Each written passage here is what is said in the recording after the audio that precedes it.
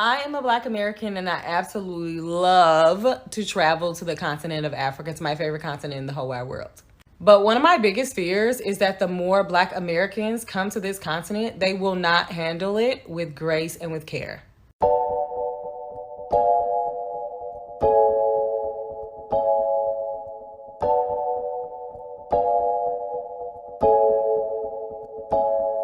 Hi guys, welcome to Kenganda. This is the Repat podcast. My name is Johnny Tamaya and I'm surrounded by some fine gentlemen, okay?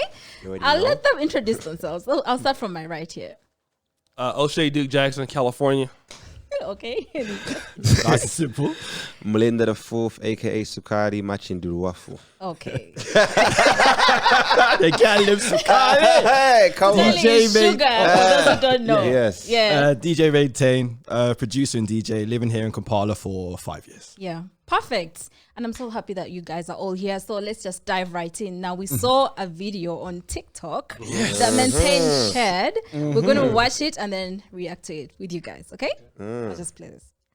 I am a Black American and I absolutely love to travel to the continent of Africa. It's my favorite continent in the whole wide world.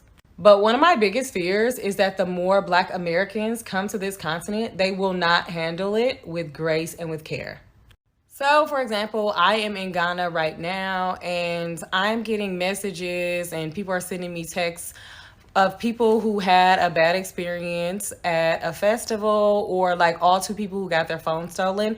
And people are like, oh my God, I'm afraid, I can't come. They don't have their stuff together, this, that. And I'm like, that is their experience. It's not my job to negate or validate somebody's personal experience. That is what happened to them. But I just wish more Black Americans handled the systems that they think need to be in place with more care, understanding the historical context for why those conditions actually exist. And also understand that negative news about the continent literally drives people's internalized fear that Africa is inherently bad, and it literally feeds stereotypes.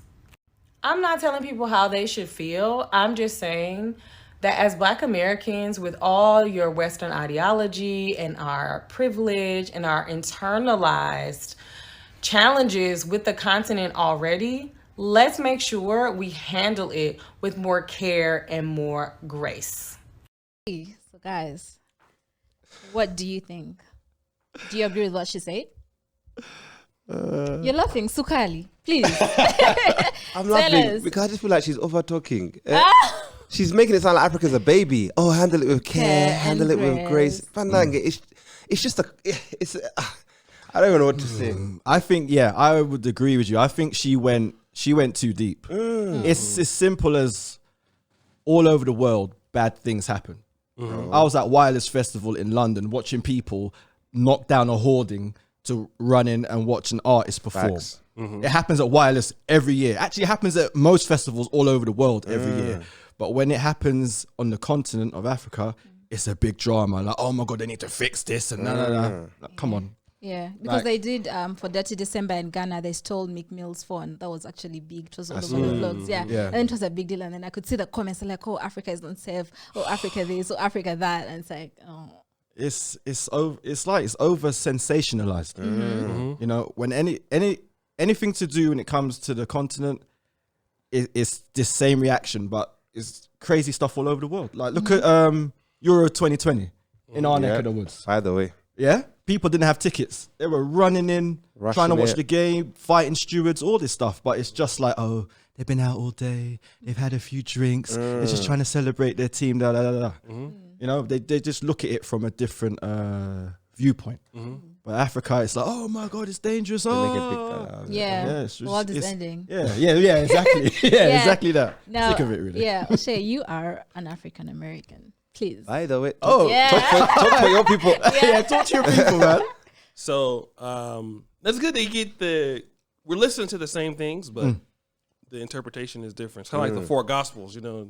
Everybody's account is different. What I think what the lady is saying is, because see, you guys have lived here, and you're Ugandan. Yeah. So, but I believe like African Americans could be a little emotional, just like any other Black group. And sometimes to talk to our people, if you're in our community, you have to talk to them like that. That's why it doesn't make sense to somebody else, maybe. Okay. Yeah, but I think that what she's trying to say is we don't need more. She's talking on the behalf of Africa. I don't know why people don't get that part. I know the reply, but she's not talking negative. And I know people may think of it as Africa being babied and stuff like that, but I'm gonna be honest. A lot of the negativity you hear about African is from Africans themselves in the United States. You want to talk about bad about Nigeria? Go to London. Talk to Nigerians about London. Go to London and talk to Nigerians in London about Nigeria. They'll tell you themselves, don't go.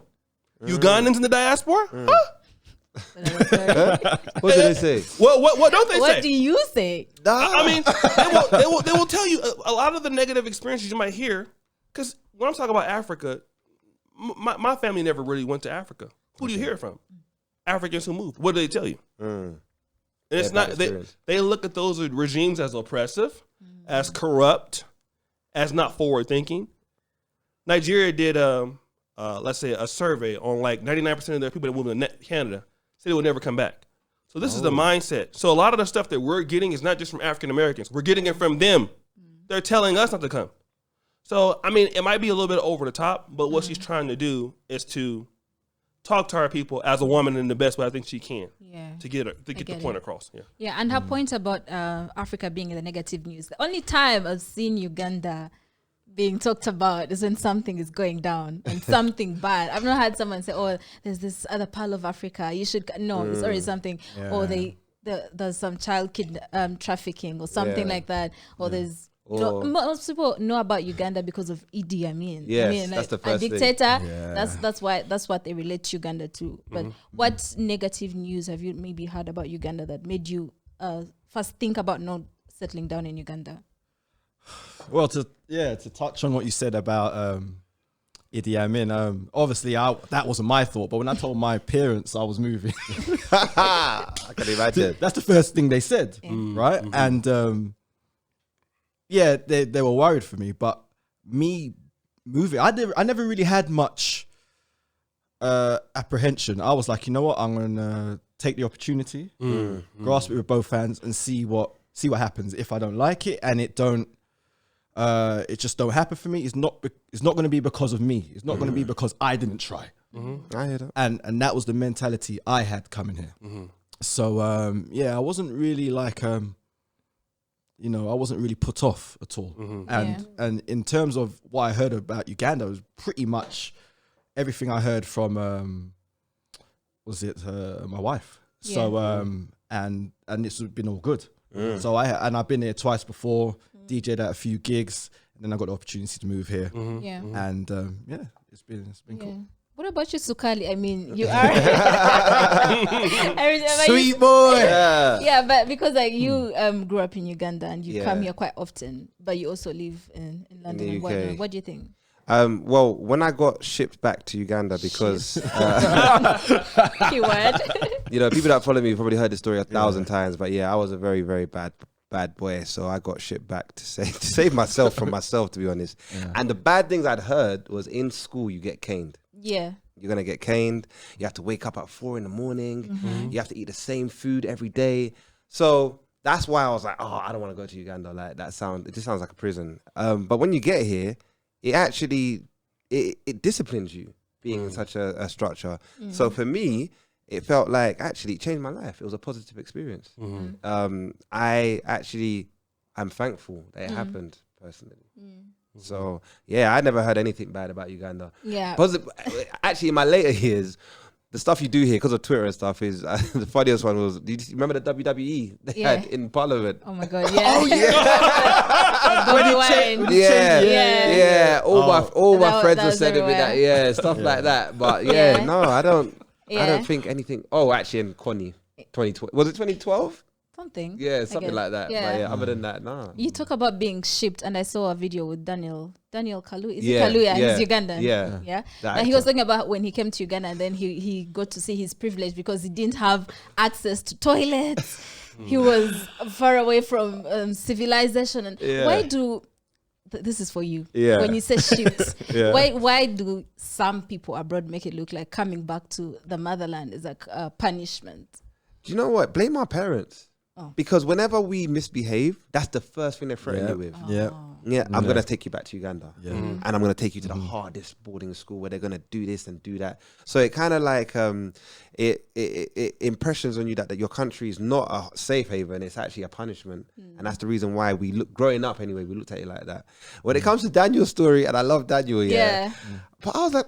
It's not real. Which place doesn't have toilets? And he said he stayed under bushes. And Yeah. I was like, hey, Daniel, we need to talk, Daniel. Yeah. Because I need to know where exactly you stayed. I was also in the comments. I'm like, where did he go in Uganda? Because he made it sound so bad. Like, oh, I'm so grateful for my privilege. I'm grateful to have water and whatnot. When I was in Uganda, I didn't have water. I was like, come on. Listen, I don't want to invalidate his experience. I love Daniel, but I was just like, I need to know where he went. Because even when my dad punished me, like my dad took me to, I don't know if you guys know Masajja.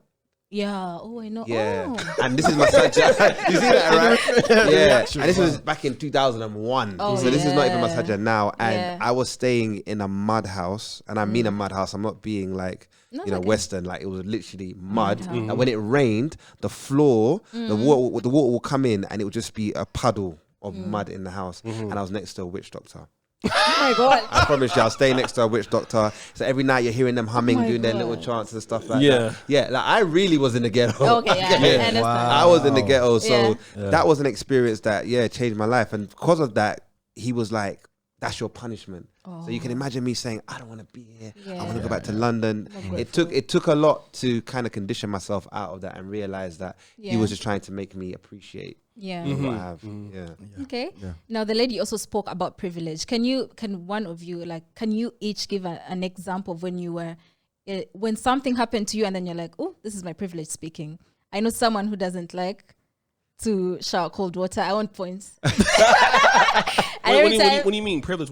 Privilege. When she said privilege, she said like, oh, we should understand our privilege. Like the times when you can't access maybe a border or you can't access the Uber and then you're complaining about it. But to like a Ugandan, it's so normal to me for something like that to happen. So I just want you guys to share with the audience a situation like that. A privilege in Uganda. Yes. No, for you to recognize your privilege. Like, you know how in the US you're able to easily access certain things? Oh my God. And then when you're here and you can't access them, it's like, I just want you to share with the audience. Well, I mean, I was talking to the brothers before this started, and we were actually talking about me coming to visit him on his podcast in London and possibly moving there. Yeah. But the things that when you live in I lived in Poland, and for about 5 years, and so I was noticed that it was it's still accessible, but when you live in Uganda, it's tough.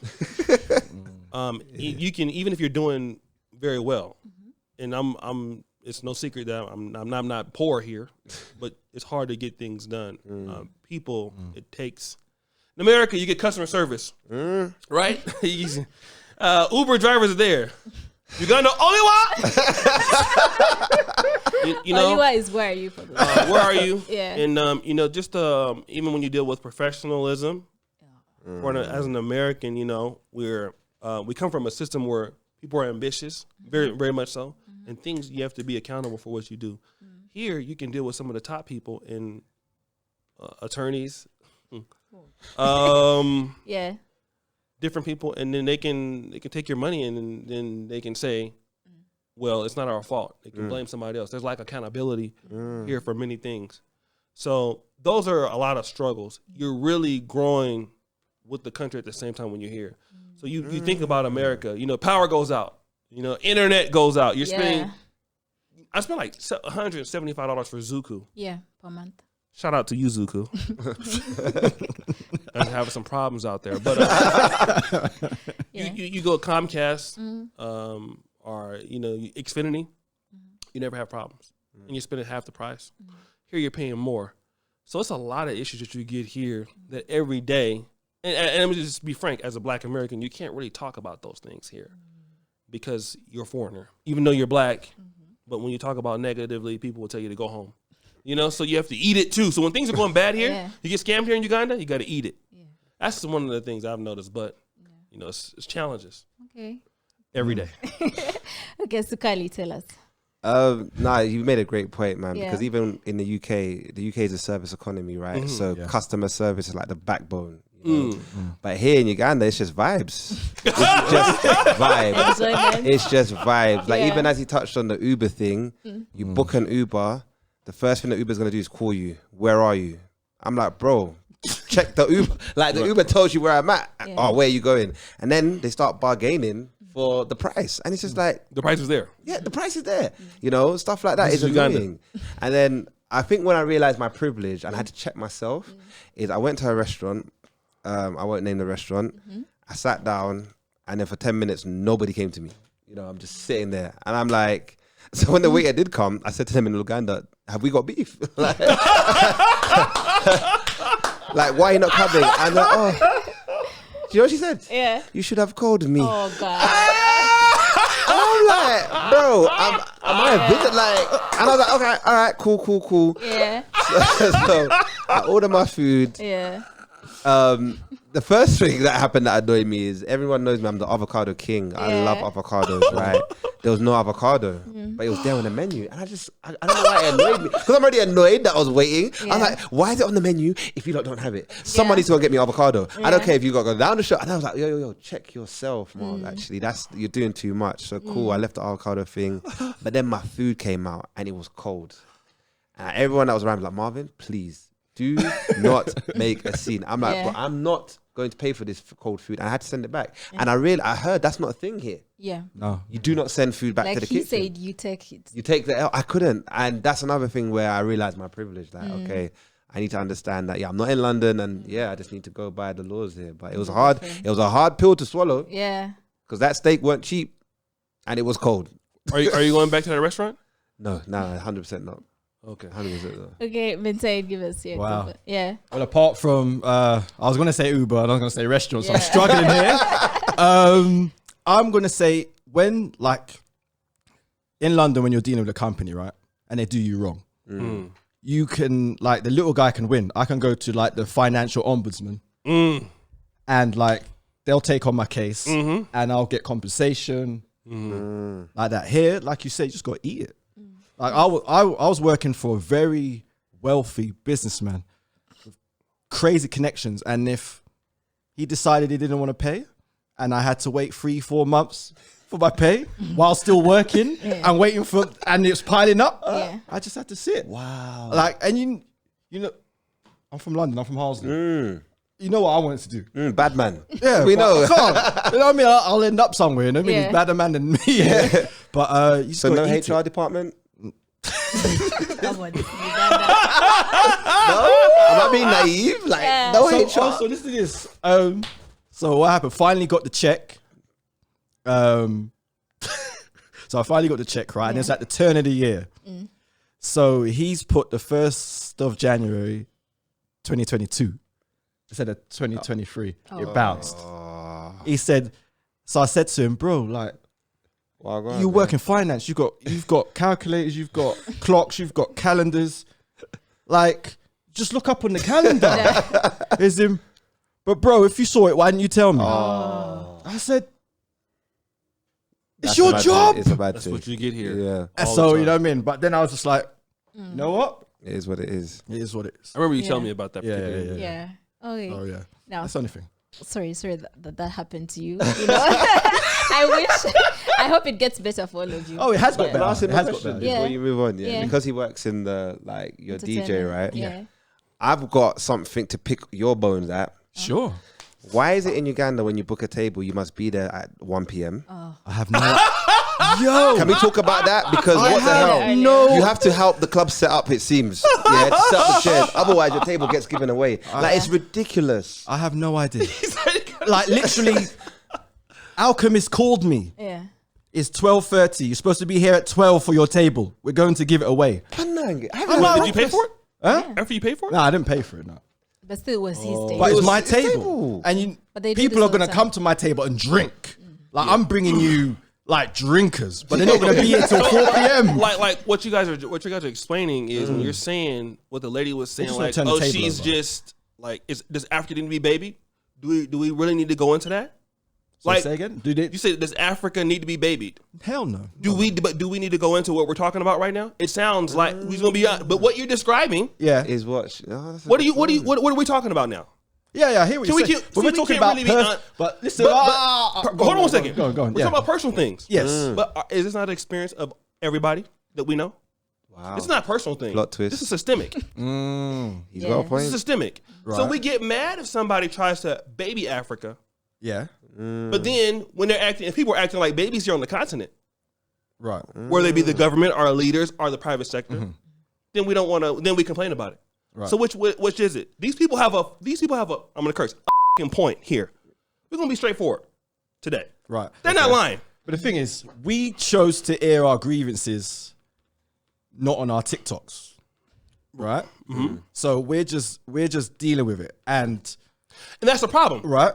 Why do we have to deal with it? Because they'll tell us to get the fuck out of here. That's why, right? We know that. But the thing is, we can if we want. We can if we want. But what are people here? Let's gonna be honest. Like, and it's Africa in general. Right. People are gonna say, "Well, you having these problems. Why are you there? Go back." And those are the motherfuckers that's in America somewhere sitting around in London. That ain't even here. That ain't even here. Right. So the problem is that in the private sector, we have issues. In the public sector, in most African countries, it don't even need to be said what's going on. We already know, right? But when somebody starts trying to talk about Africa, okay, Africa's a bit, we don't need to be babied, and then just go out there and look on the street right now. What do you see?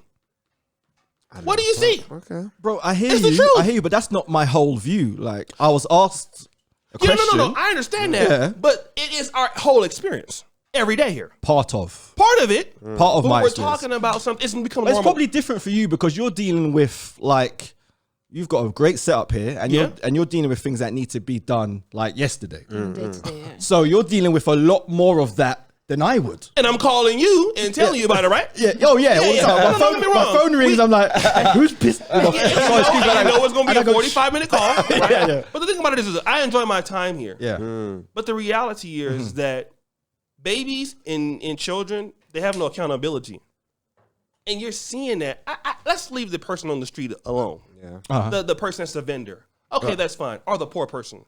Now we're talking about people who are actually like business owners, talented intellectuals.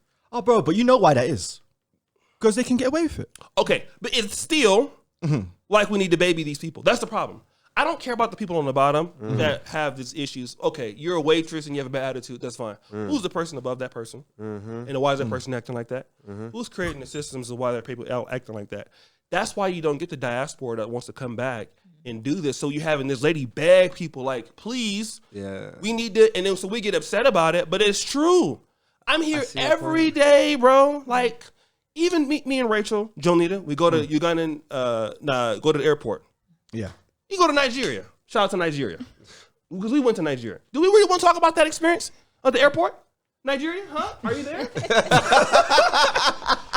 Damn, O'Shea.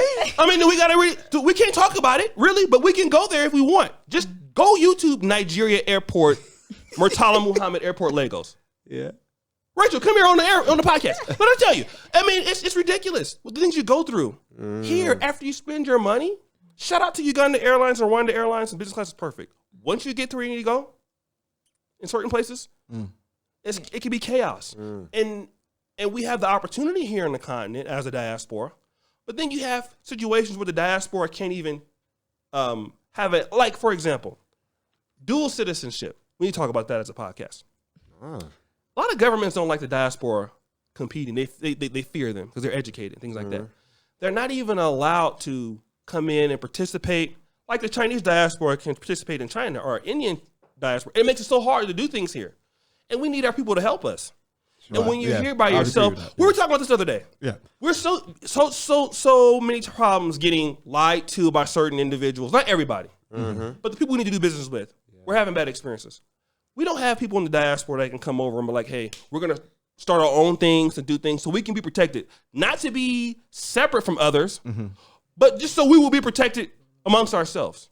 Because the systems don't protect us here in certain cases. Yeah. Okay. Yeah, and we don't look at things like that, and then we get upset when somebody calls it out. But it's the truth. We know it's the truth, and we got to deal with it as the truth. You know, it's ridiculous. No, you make a good point. I can't even. You've made me look at that thing in a different light. Yeah.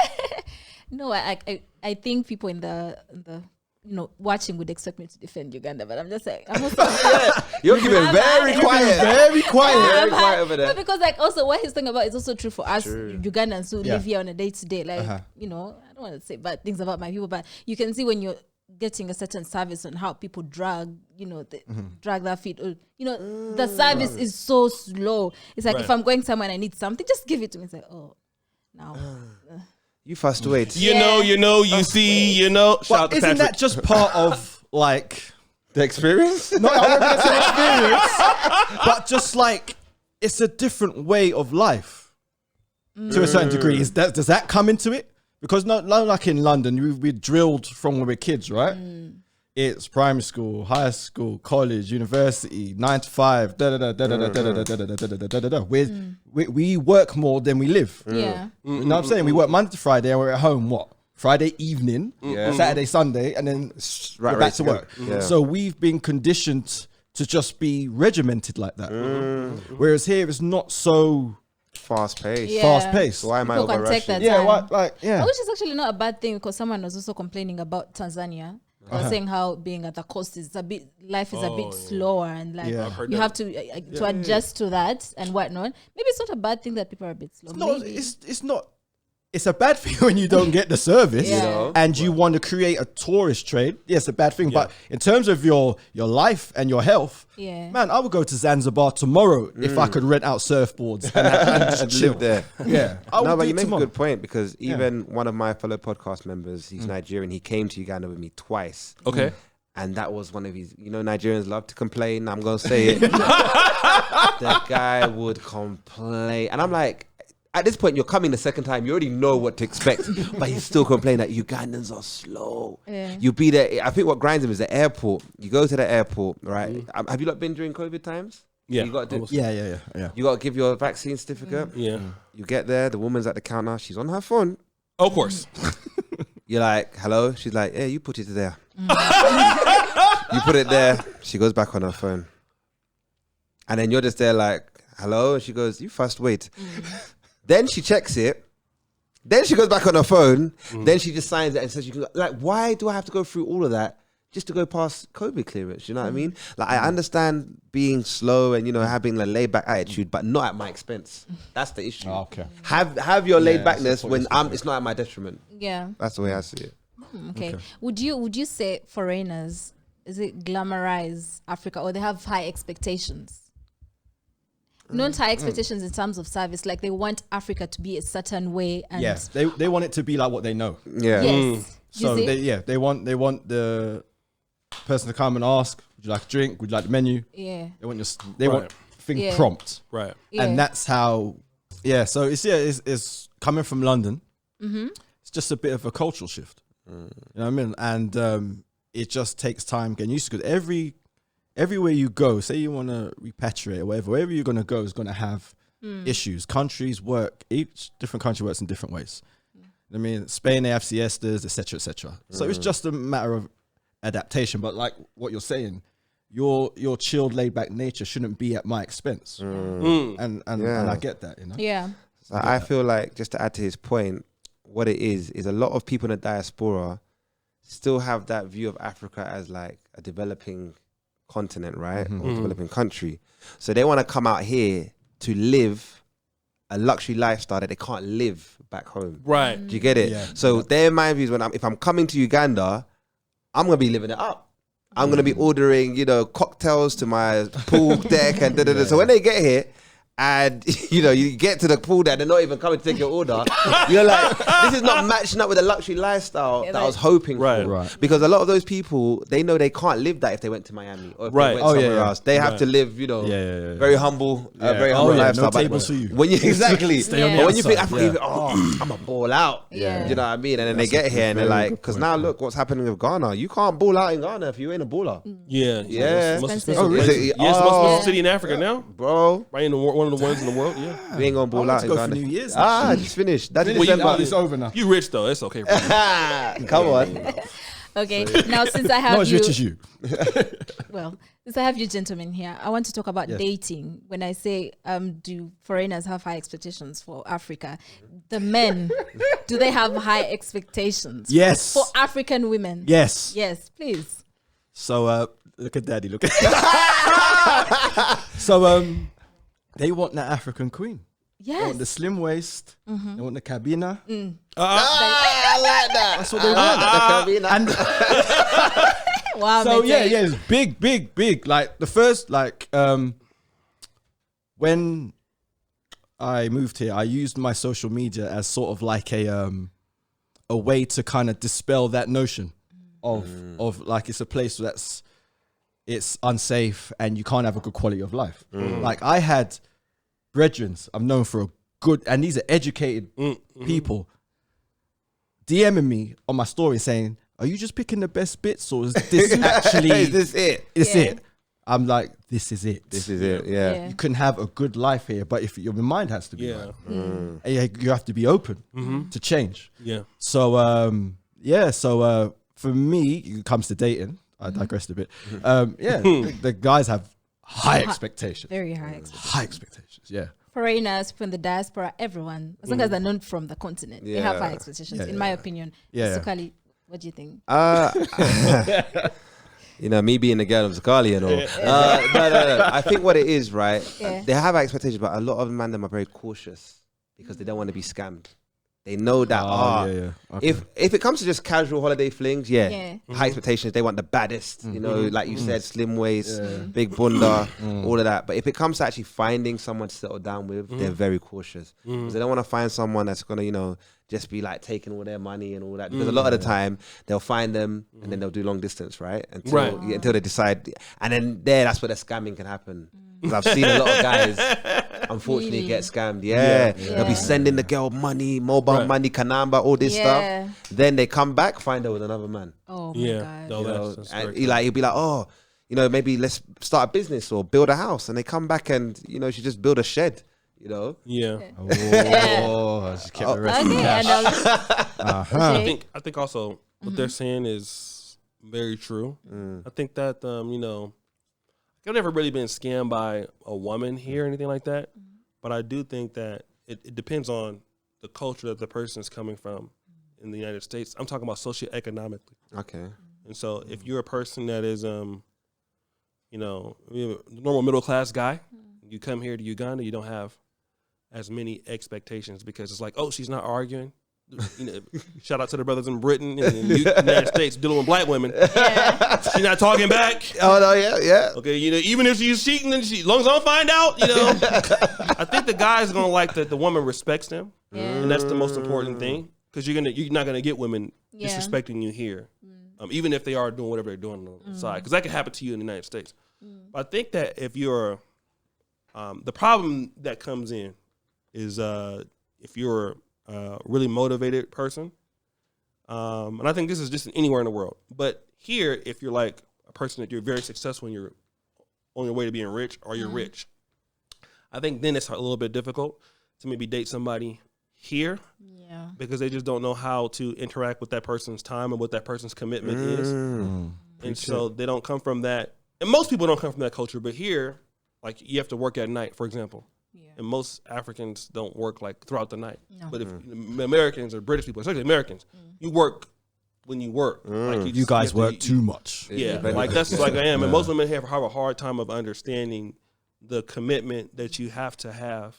And I think that's the one thing that's a little different from them. And I think that sometimes it's hard to match up with, let's say, some of the guys from America that are like really successful with the woman from here. It just takes a little bit more understanding and learning for her to come up to maybe that person's level. But that's almost anywhere, but here it's a little bit more. Yeah. Depending on that person and what they, but as far as femininity, can you get that here? Yes. Is the woman have as much opportunity and potential to be skillful as in somebody else? Yes. They're just as smart here as anywhere else, but it just takes more time to understand the kind of culture that you bring in or something like that. But it depends on the person's socioeconomic background and what their personal standards are. Okay. We do produce a dating show. It's the Pan-African Dating Show. If you don't watched it, just go head over there and watch it.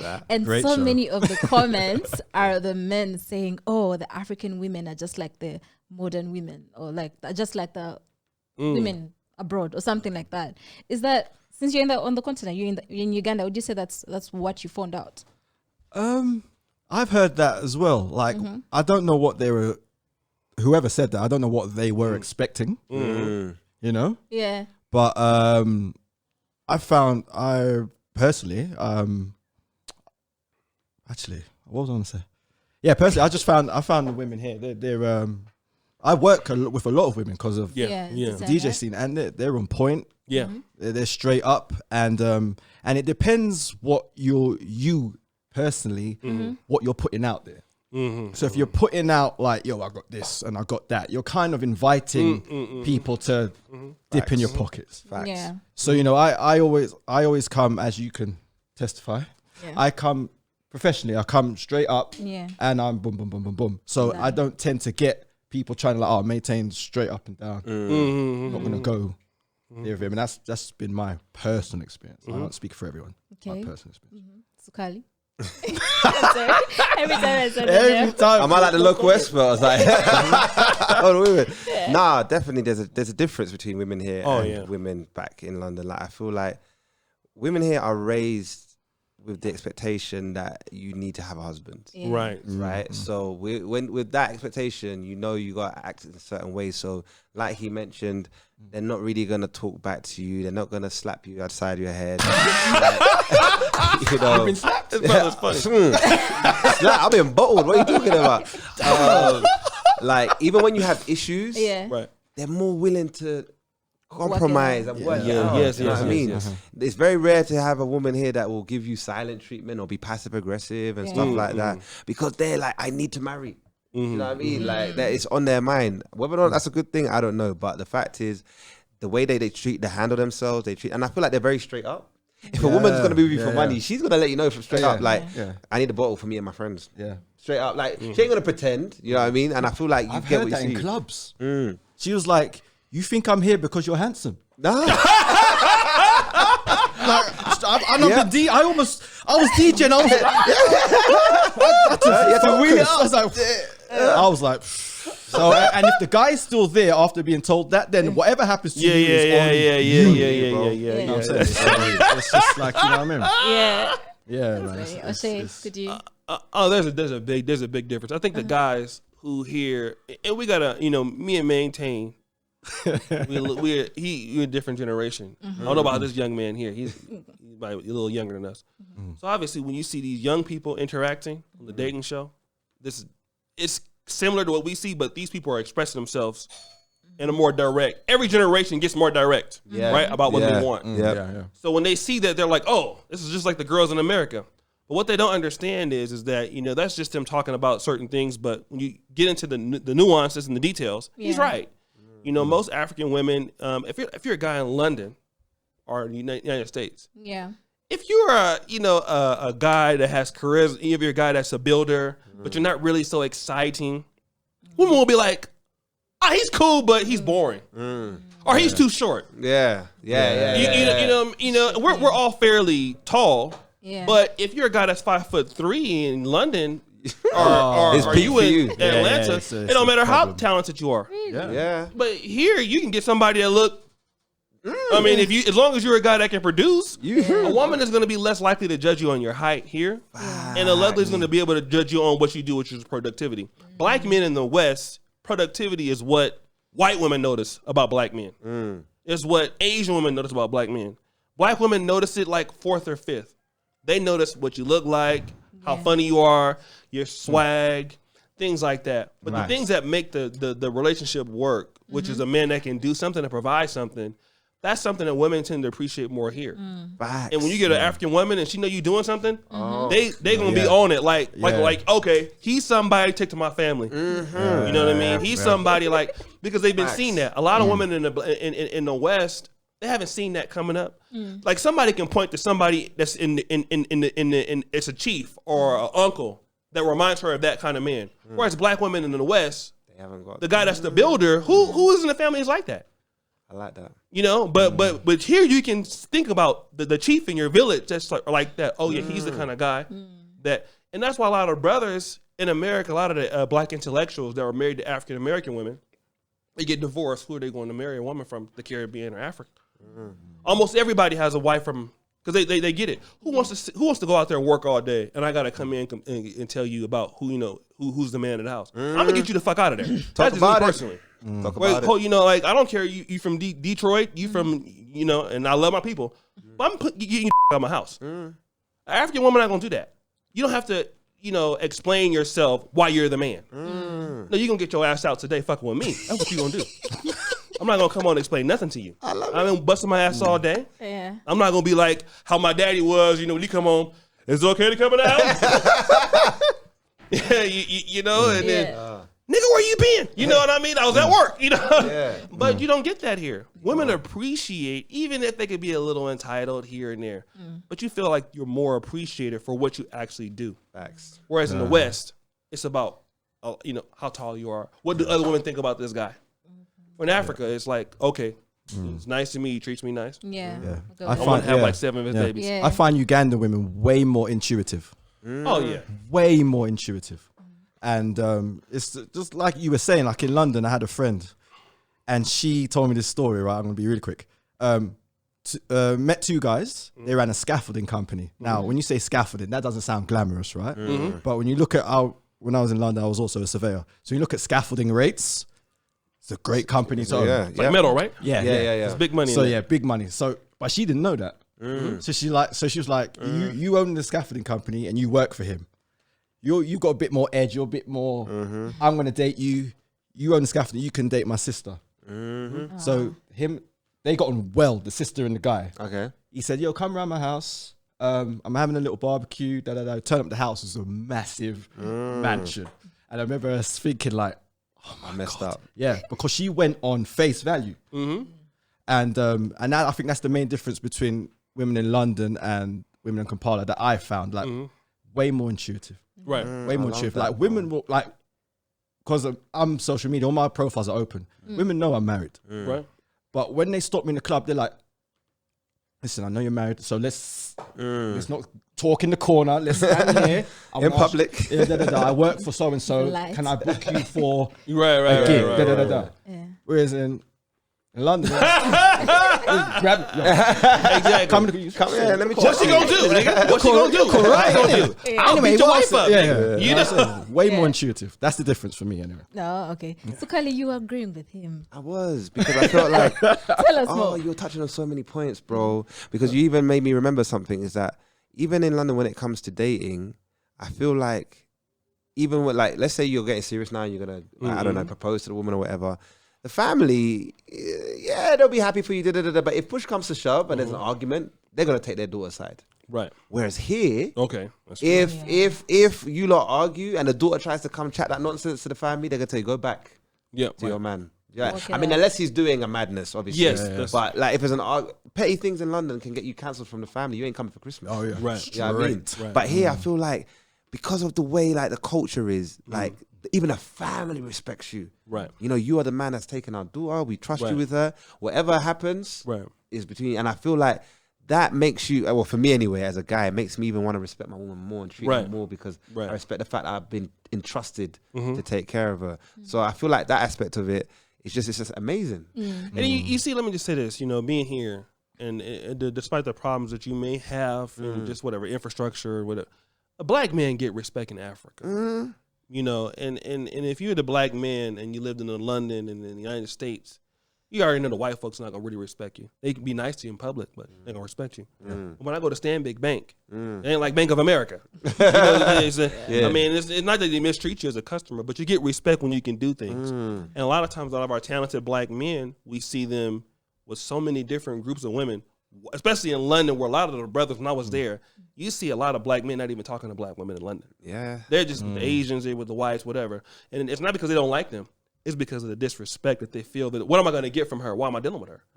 But here in Uganda, you don't feel like that. You don't feel like, okay, this is she entitled.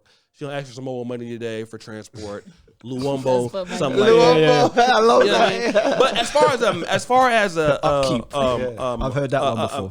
Upkeep. As far as a woman disrespecting you as a man and no. It won't happen. If you're doing something for this community, and women are gonna respect you. Hell, even here, people call me not you though, but hello, sir. She don't call me that. But you get that. Yeah, And you're like, me? You could talk to me? Yeah, a lot of brothers in America and London, you be like, is this real? Bro. Are they talking to me like this? Bro. Because you don't get that back at home, man. You're right. What up, nigga? The girls talking to you like, man, yo, what up? Yeah, by You know the what way. I mean? Like, they talk to you very masculine. Yeah, that's, You know, like even in bleep this out. You know, New York girls tell the guys to suck their. This is a Harlem thing. It's very popular in Brooklyn. You could die and go to heaven or hell and come back, and you got a woman will never tell you that. Never. Facts. Never tell you anything like that. Yeah. Women talk to you like, "What's up, bro?" This is America. I don't know about London, but this is America. It also What's happens. up, bro? It happens. It man. happens. No, man, they don't talk to Wagwan, you like- bruv. Wagwan, bruv. What you No, saying? man, you talk to me, I'm blocking you. No. No, You you're don't right. look at me, you don't talk to me like you're a woman. Yeah. And the fact I gotta even talk to you about you being a woman is It's a problem. already a problem as Red it is. flag. Here, I never had to have that problem. Never. I never had to talk to a girl I thought was masculine. Here. Never. Or in Kenya. Oh, I love Kenya. We know. Even to add to that, I had an experience that really shocked me. I must have gone to another restaurant and had amazing service and tipped the waitress, and she knelt down like. She "No, went all thank the way you." down? Not all the way, but They it did the was, little- it was, Like a it was, little it, curtsy. it was more than a little. It was like halfway, Mm. and I was like, "Yo, you don't have to do all that," but that just shows you like how much they respect Right. a man here. Do you know what I Yeah. mean, if I tip someone in London, they might not even say thank you. They'll look at the tip They first. look at the tip first and be like, Decide- and then and then depends decide. the response. Yeah, Exactly. yeah. So I agree with you on that point, man. But would you say that that's because most Ugandans are very submissive? It's because I feel like colonialism has played a Ooh, part we going in there? a certain way. We going to there? make us a bit submissive, because like, why is she kneeling in that? Like, why did I do that? Because I know Am I not worthy? I know someone who went to a very you are. I'll take it. I'll take it. Your wife can kneel down for you, Yeah, but yeah. I'm just You know, I saying, hear in like it. a professional setting, because there's a resort called Chaninga in Fort Portal. It's a very posh place. It overlooks the Crater Lake. It's amazing. I mean, it's the big guns, everything. Okay. But then the waitresses there were also kneeling, and there was a foreigner asking, "Why are you kneeling? Like, why? For what? Honestly, Isn't not it to take away patriarchy? from your experience, but." I don't think it's colonialism. I think we were like that before they came. Yeah. You know? No, I mean kneeling is a normal thing, because like in like the Baganda, women kneel all the time. I mean, you go to the village and they're kneeling for you. Even an older Exactly. woman could kneel for you because you're a man. It happened to me today. Yeah. Mm-hmm. Oh. Yeah. I went to the village because I'm the same clan as their husband. Yes. So ideally, you're like a brother, a Yeah, brother-in-law. so they had to kneel down. It was very weird. They kneel. Yeah, I don't know. No, I was like, ah. Yeah, okay. Now, of course, the podcast is a Repat podcast. Do you have any, encouraging words for people who want to relocate and come back to the continent or to Uganda? Yeah. I think you should go first because Let's you've start actually with Ben relocated. yeah, for real. Open mind. Come with the open mind. Yeah.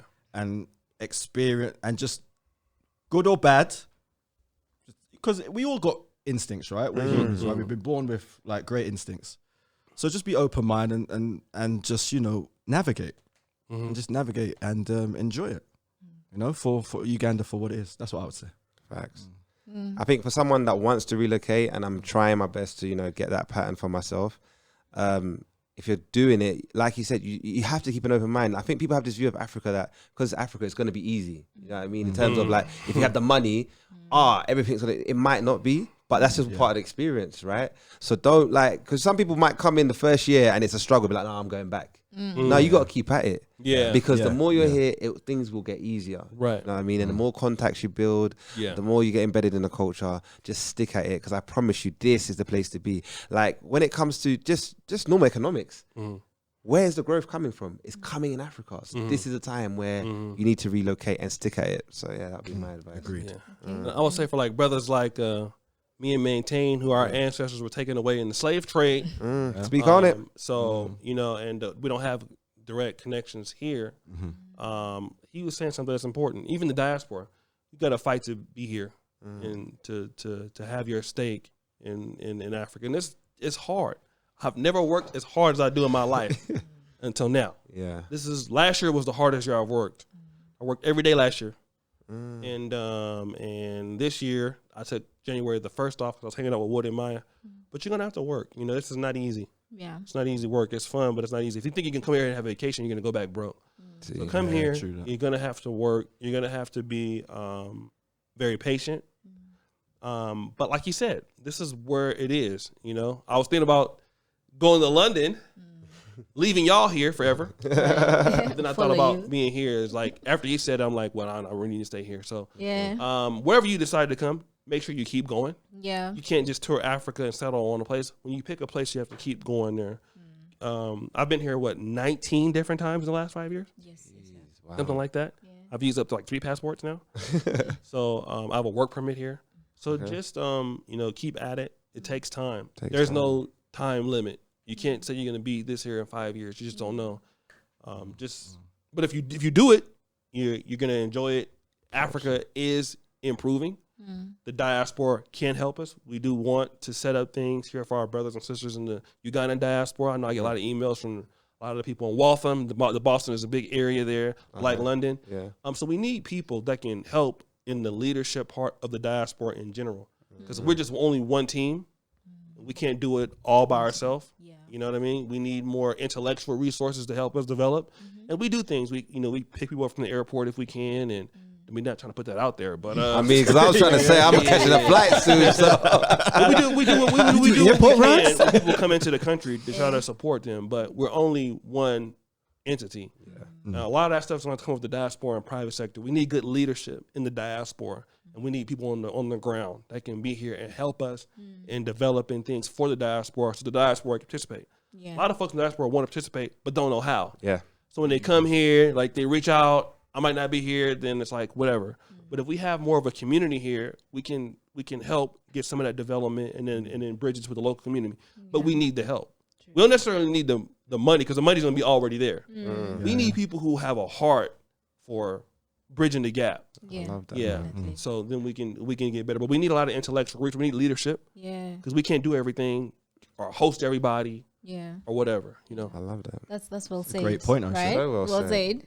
I guess my advice would be just be respectful. But I feel like if you are respectful, you get so many things. Yeah. Also, lower your expectations so that if you're disappointed, it's not so bad. I'm sorry to say this. Please do that. But do lower expectations. Like, don't come here expecting. It's not Thailand. No expecting London. Las Vegas, brother. So don't expect Africa to be the place where you're coming from. Right. It's like, to come from Dubai, and then expect, something like that. But guys, give us the socials, like where people can reach if they want to get me at Melinda_IV on everything, and my podcast is In My Opinion Podcast UK. Yeah. Yep.